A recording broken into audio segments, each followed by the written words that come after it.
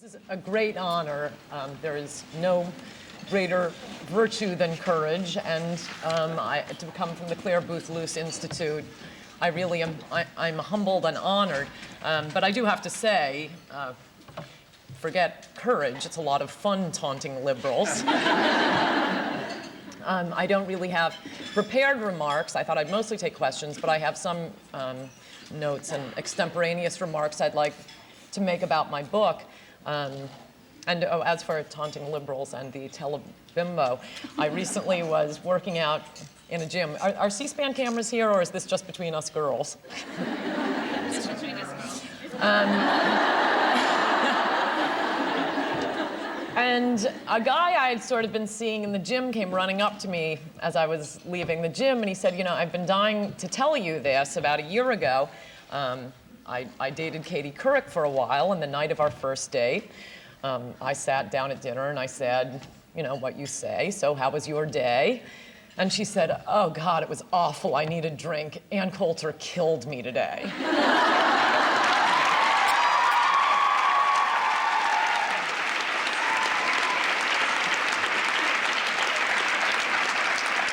So the telebimbo ruined her day.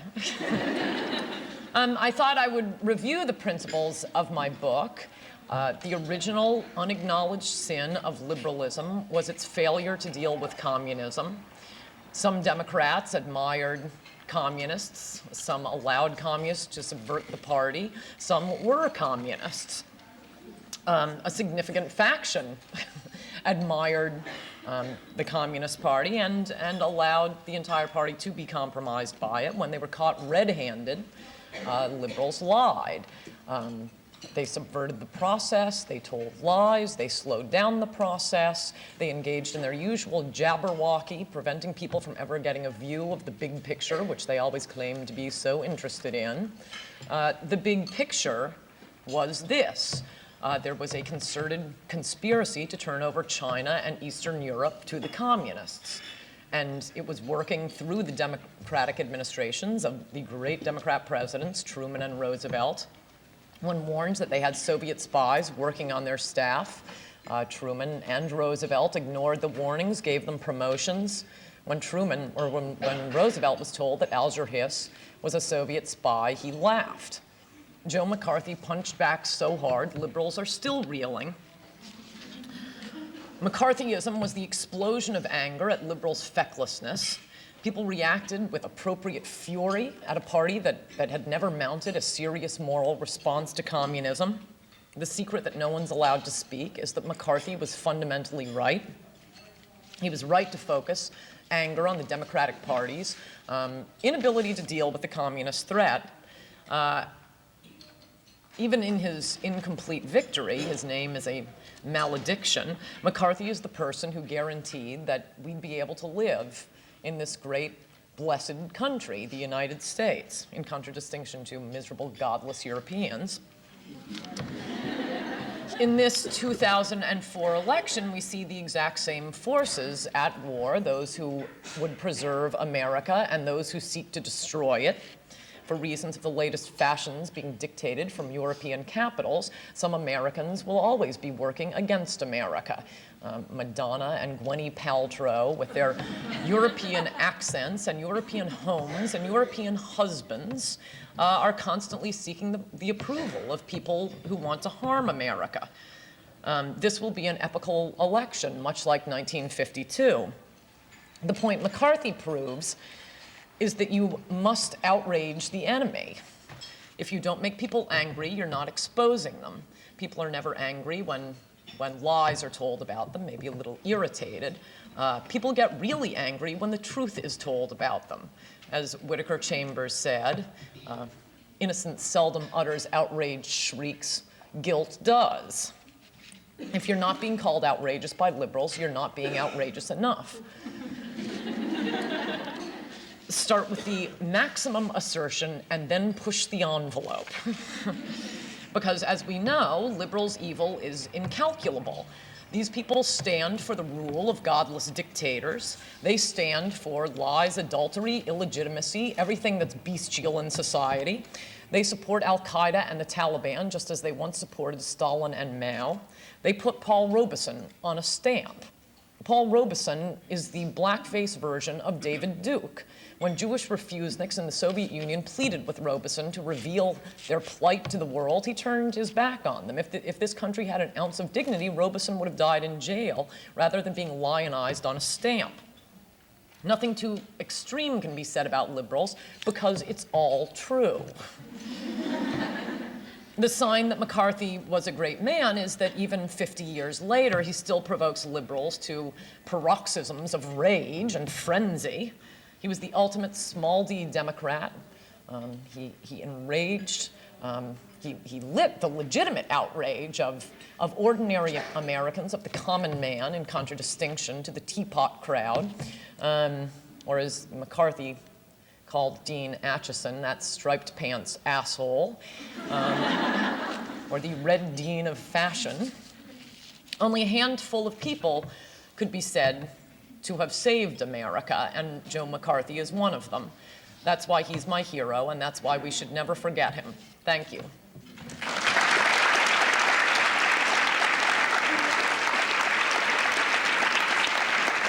Thank you so much, Ann. We have a microphone in the back. Any questions? Okay, right? Anything at all. I have to say I had a lot of fun at law school.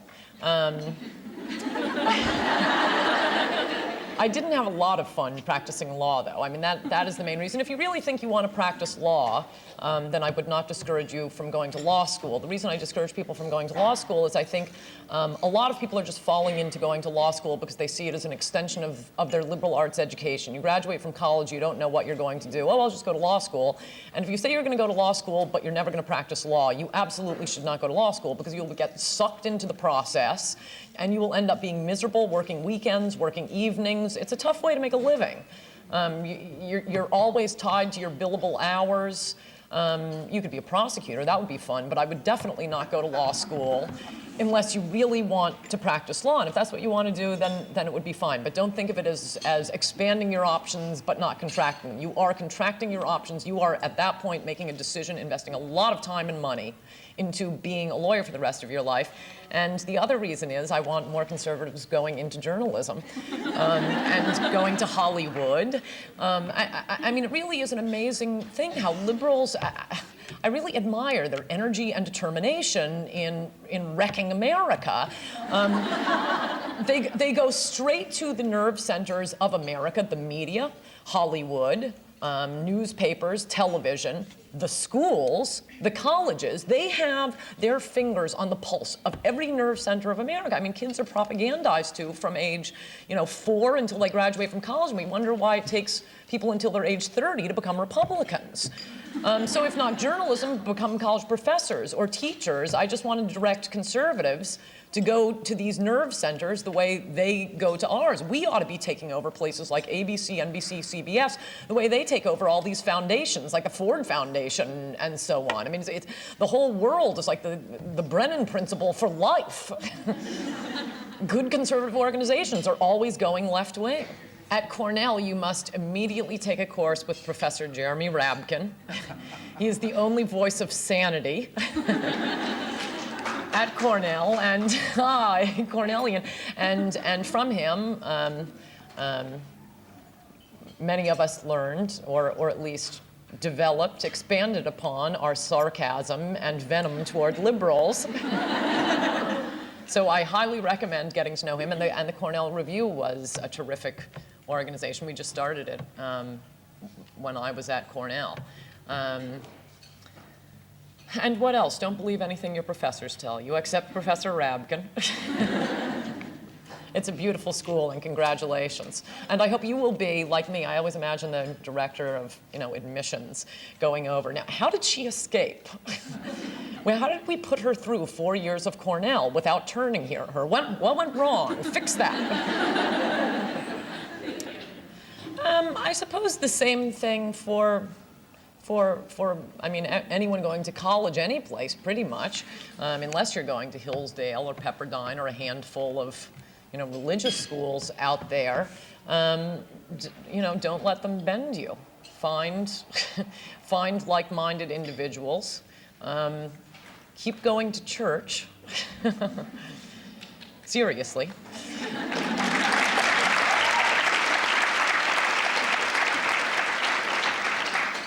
And also, if it happens to be your style, speak up. I mean, liberals are bullies. And I really admire my conservative friends, I don't always do it myself, who will speak up around liberal bullies. And you'll be surprised to discover that there are often a lot more secret mole conservatives out there than you realize. But we're all too polite to start a fight, and they're, always yelling at us. I can't say I regret going to law school, though I try to talk all of you out of it. I suppose. Warrior. You're the warrior. Wrestler guy.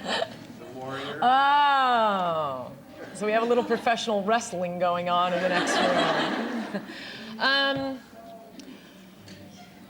I suppose I regret not being more of a Christian sooner. I mean, I was always raised a Christian and would go to church now and then. But I have become more Christian over the last few years, and it is a shield and a sword. There really is nothing anyone can do to me. It makes you laugh seeing the sorts of things liberals go through to try to hurt my feelings or be mean to me or sneer at me in Vanity Fair. Christ died for my sins and I have eternal life, and I'm supposed to be concerned about what Vanity Fair says about me?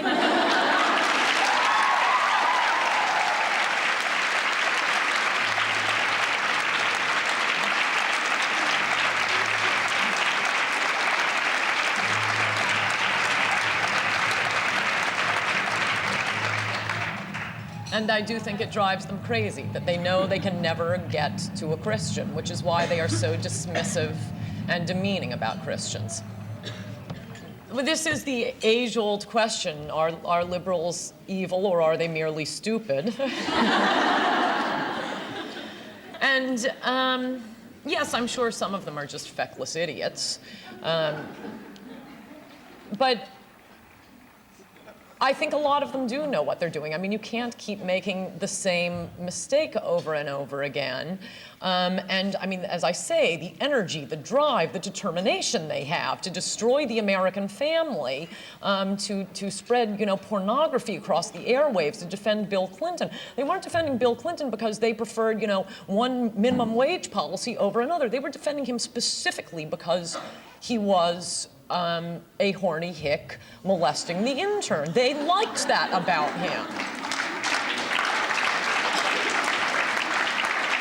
I mean, there is something really creepy and evil about that. And I mean, ultimately, their goal is to destroy the important human bonds, and that is between a husband and wife, between parents and their children, so that your only obligation, the most important relationship you have, is between you and Big Brother. Break down the family, break down, friendships, break down all the important relationships in life.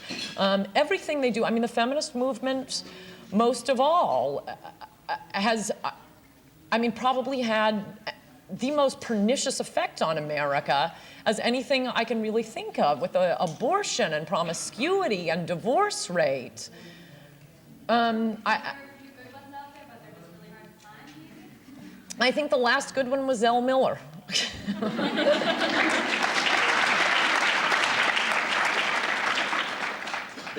I mean, obviously, I think these sort of, you wouldn't really care.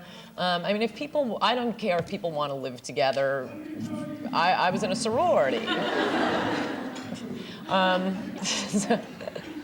So that we wouldn't have all of this testosterone pouring in all the time. I don't really mind. I don't have some principled objection to blacks living with blacks or Hispanics or whatever. It's just, they get so indignant about fraternities and sororities. But in the abstract, you can't imagine it being the other way around, an officially sanctioned university building. Only white people. But I don't really have any objection to it in the abstract, if we're done privately. They just randomly name buildings after communists. This is one of the things I admire about Grover Norquist, his concerted campaign to get buildings named after Ronald Reagan. I mean, it actually is important to do things like that. I mean, that's the sort of thing we never think about because we're off, you know, at law firms practicing law. It is important to do things like that. Wow, that's unbelievable. Well, you know, I said it before, I am a Connecticut WASP, so like Howard Dean, I'm uncomfortable talking about religion. Unlike Howard Dean, I believe in God.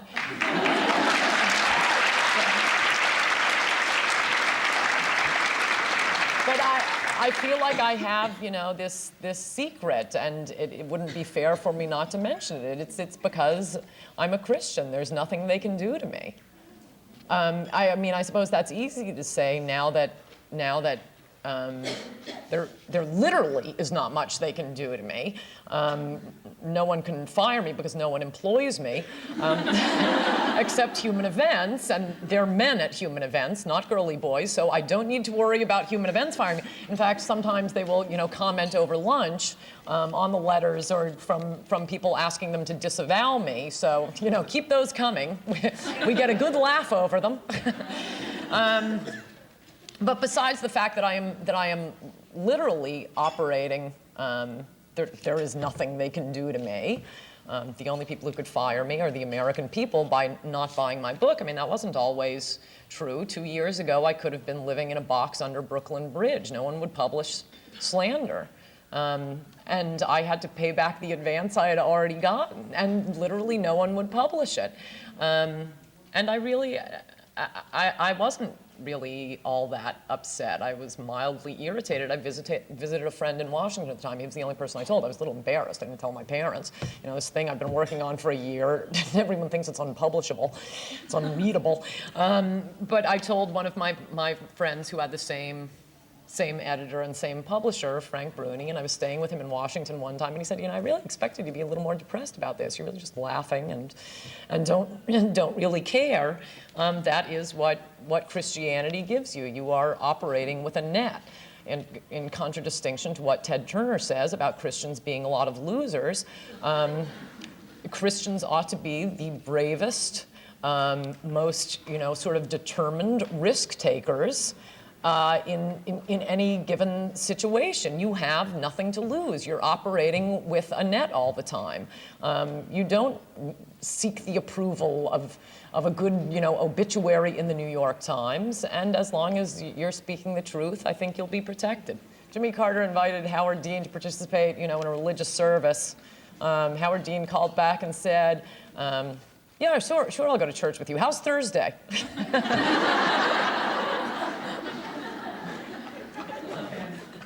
The people who came up with the affirmative action bake sale, I can give no more advice to. You're doing just fine. It really was very funny, and yeah, as I can see, you all enjoy taunting liberals too. But I think it's an example of what I was talking about earlier, when organizations get taken over by liberals. I mean, the Catholic Church is in trouble for some of the things you described, not getting rid of these, you know, child molesting priests. It's a great institution, but I think it's in trouble. And like I say, this is what liberals do. They go in and take over organizations and destroy them. And that is what they would like to do to the entire country. And it is certainly something I think they've been, unfortunately, somewhat, well, they haven't destroyed it, but they have had many successes with the Catholic Church. You got to clear them out. Well, as I was saying yesterday, I think I would not, I mean, unless this is really, really, really what you want to do, I think I would not go into print journalism, though that's mostly what I do, but I think the future is television. And in particular, I would like to persuade as many of you as possible to go into the entertainment area. I mean, the power that Hollywood has in movies and sitcoms and talk TV shows, the power is enormous. And no matter how clever your column is, in any newspaper, you're not going to have the power of a Hollywood that can put out a movie glamorizing prostitution in Pretty Woman. I mean, to this day, that boggles my mind that that movie was made, and that's one of the better ones. Julia Roberts playing a streetwalker. It really is astonishing that that even happened. One night I was giving a speech for Clare, Boothe, Luce. I went up to the hotel room, was flicking around, and on Cheers, I don't even know these shows that well. There's the postman having a one-night stand with a floozy in a hotel. I mean, there's, some sort of madcap adventure, and it doesn't get pulled off, but that is the theme of the show. I switch over to some channel surfing. I hit the next sitcom. I don't even know what it is. It's guys talking about a three-way. I keep flipping. There's some, Hollywood starlet talking about, her breast augmentation or something, to Jay Leno or Conan. You go over to Bill O'Reilly, and every night he's interviewing strippers.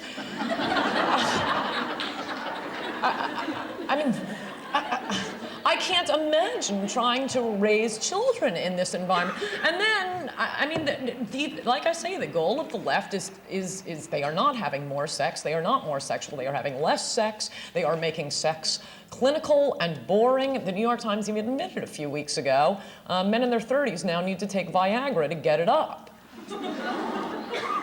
I assure you, they don't need to take Viagra in the Bible Belt, where people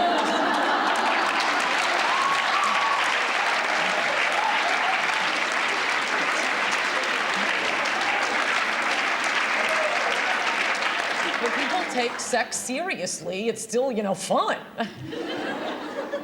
And the power of Hollywood, and also they're giving a lot of money away out there. I mean, they have so much money, the amount of money you can make doing so many things in Hollywood, whereas I think it's very hard and less influential to make money through print journalism.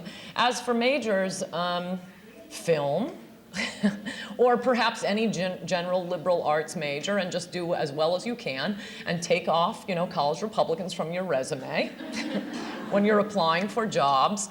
It could change the world. Well, I'm afraid I may disappoint you. Since I had the flu, I've been obsessively watching C-SPAN. My friends are now accusing me of having a crush on Howard Dean. Now, don't get me wrong. I think his policies would be abominable. I think if he were president, we'd have to get used to Arabs flying planes into our skyscrapers. But I do think, and this is not, a double flip, head fake I'm trying to pull over Democrats. I do think he is their best candidate. They think Kerry is their best candidate, other than the fact that Kerry is taller, and that always helps in a presidential election. From watching them, Howard Dean is the most, they all have the same policies. Howard Dean is the most charismatic, he's the most interesting, and I don't really have a crush on him. I have a crush on him and his wife. I mean, when he was attacked for his wife staying up in Vermont, she seems like one of the most normal wives of any of them, which isn't saying much, if I think about it. I mean, they seem like the most normal family. I'm with her. I wouldn't want to go around with this campaigning business.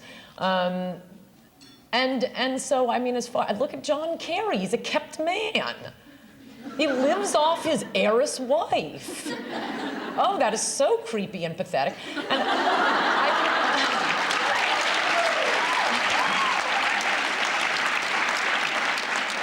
I think if you could get Howard Dean to not talk about politics, you would want to, of all of those guys, and like I say, I suppose this isn't much of a test, you would rather have dinner with Howard Dean and his wife than any of the rest of them, well, except maybe Dennis Kucinich, for laughs. But no, I do not think it was particularly presidential. I can sort of understand how he did that, but I mean, he's appealing to these orange-capped anarchist Starbucks window smashers, and they liked that. People who were in the room say it didn't seem that strange if you were in the room. He's ginning them up. It actually may have even worked to his advantage. I mean, if he had just come in third without doing that, think of how the press would be. He just would be yesterday's news. There would be no coverage at all. Instead, that's all the media is talking about. At least it's getting it out there. So yeah, I don't think it was particularly presidential, but I wish he would be their nominee, and it's not because I think he's going to lose bigger than Kerry. I just think it would be more fun. He's more interesting to listen to. Kerry, oh, blah, blah, blah. And I think we're done. Thank you. Thank you. Thank you. Thank you. Do you want to? How many more do you want? Do you want time? I'll take them all until you throw me out. Okay. Oh, okay. As soon as we'll take questions until we get thrown out. No, I mean, I would have hung up my stirrups in a heartbeat. I mean, it's not like I'm avoiding marriage. I haven't met the right person. Many people would think it would seem more normal for me to have just like randomly married the wrong person and been a divorcee rather than wait for the right person to get married. But no, I'd hang my stirrups up in a second. I think, and this is just between us girls, I think most of the problems with the boyfriends, the serious boyfriends I've had and have ended up not marrying, it has occurred to me, almost all flow from the sexual revolution. So I thank the feminists for that. I mean, just briefly, one went to a strip club, one had an illegitimate child, his mother became a feminist and left his father, and divorce screws up boys, I think much more than it screws up girls. As we were just saying, men are simple creatures. And that's Dr. Laura's point. And you know, I mean, I sit back and think, so what the feminists have done for me since the 1950s is, well, now I can work at a construction site, but a man dating me thinks it's okay for him to go to a strip club? No, give me the 1950s.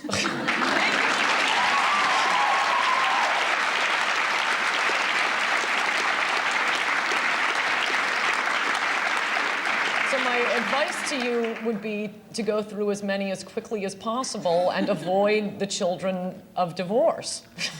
Well, I wish Giuliani would run against her. That would be the biggest political...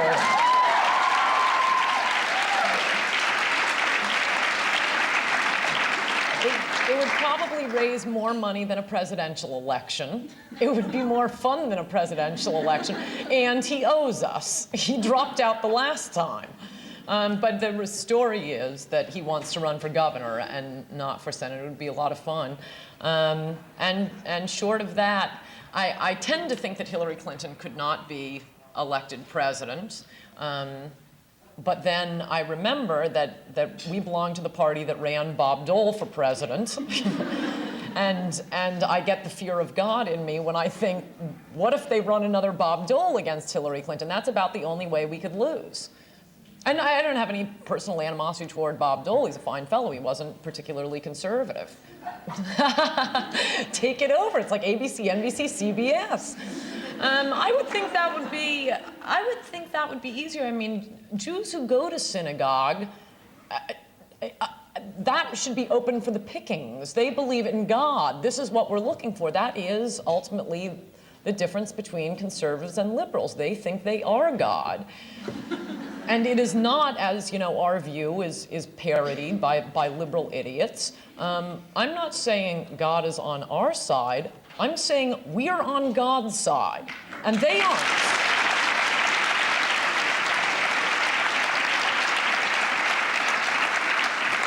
And so liberals who actually believe in God, in contradistinction to Howard Dean and the bike path Christianity, I would think ought to be in our corner and ought to be persuadable. And I wish you luck. Many of my friends, ex-communists, because they really hate liberals, so we bond, we argue about this, and I think David Horowitz is among them who take the position, who say we should play the way they do. I mean, the only thing I would say we shouldn't do that they do is lie, because then we aren't on the side of God. But I mean, I don't really have it in me, and you look like very polite, appropriate, attractive, and well-behaved women, so you probably don't have it in you to behave like the animals liberals are, but I am all for conservatives who can. I would say don't feel like you have to figure out what you're going to be doing immediately after college. I've asked all of my most successful and happy friends in their late 30s, 40s. When you graduated from college, did you know this was what you would be doing? And every single one has said, I didn't even know this job existed. No one really cares what you do in that first year. I know there's a lot of anxiety when you're graduating and you feel like you have to know what you're going to do, when you have to be, you know, doctor, lawyer, Indian chief, and you must decide and throw yourself into it. But, you know, you could go join the circus for a year, and no one really cares what you do in those first few years out of college. So just keep doing what you love and let life bat you around, and God will put you on the right course. I mean, I clearly didn't plan to do what I'm doing, and in fact fought and resisted it every step of the way. When I wrote High Crimes and Misdemeanors, it was on a 6-month leave of absence from my law firm. I thought you just wrote a book and then went back to work. It came out. I didn't realize you had to promote a book. I went back to practicing law, and I realized within about 3 weeks I couldn't do that. I had to do interviews on the book, but I was never planning on not practicing law. Even when I was working for MSNBC, I kept going back to practicing law, and Human Events came to me, Regnery came to me, MSNBC came to me. It really was just like God reaching down and saying, we have enough lawyers, you're supposed to be a blowhard. Go on TV. But life will bat you around. Just keep doing what you are good at, and what you're good at tend to be the things you enjoy. Logic and facts actually are persuasive. Often people just need to hear them. I just keep thinking about this line from a movie I quoted in this week's column, as Good as It Gets, which I've never seen. I know all of the lines from the movie because it has these famous lines. And one was, the Jack Nicholson character writes novels about women and so on, and the woman says to you, oh, how do you know how women think so well? And he says, well, I just think like a man, and I take away facts and logic. That is what liberals are. You take away facts and logic, and that is how a liberal thinks. But I don't know that I have any particular advice on this, except to keep trying. And as long as people will hear it, I mean, it's interesting how conservatives always do succeed as long as people listen, can hear conservatives. How liberals have dominated for such a long time is through monopoly control of what people were allowed to hear. The effect someone like Rush Limbaugh has had is enormous, just because people can hear the arguments. So I think just keep pitching. I'm not really sure. I mean, it's situational. Bit by bit it comes up. Oh, and I just remembered the other thing I would recommend that all of you go into if you have no interest in moving to Malibu is teachers. We need teachers.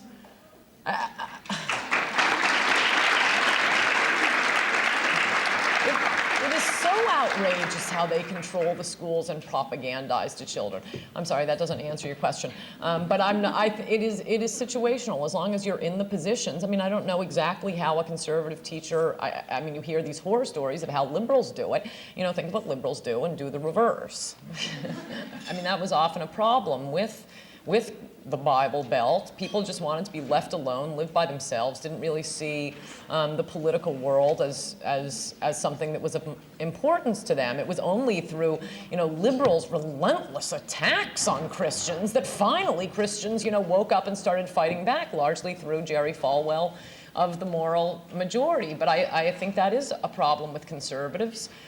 With religious people, that you feel like you can just withdraw from the world. Well, I suppose I would say to your Catholic classmates that isn't what the Bible instructs. We as Christians are supposed to go out and engage the world and change it for the better. No, I have a lot of very good friends. I've basically, interestingly enough, no new friends since Slander came out. No, actually, that is because I retreat to the people I have known since before everyone in the world knew who I was. The people, my best friends, are people I've known for at least 15 years. That is part of what keeps you unbending and unchanging. I know that none of my friends are friends of convenience or friends of mine because they think I'm on top now. We went out for my birthday dinner about a month ago. My friend toasted, it was with all people I've known for at least 15 years. And my friend toasted me and said, we were all friends before you were, a celebrity. celebrity or whatever, and I said, and you'll all be my friends when I'm a has-been. And my best friend was raised, he is a red diaper baby. He was raised, he's Jewish New Yorker, raised by communists in New York, and he has turned. I told him of all of the, I read about all of these ex-communists, almost all of them left the Communist Party when they found God. I told him he's the only person I've ever heard of who left the Communist Party out of sheer hatred. So we have similar styles. Really, even in my spare time, I enjoy engaging in invective against liberals. Thank you.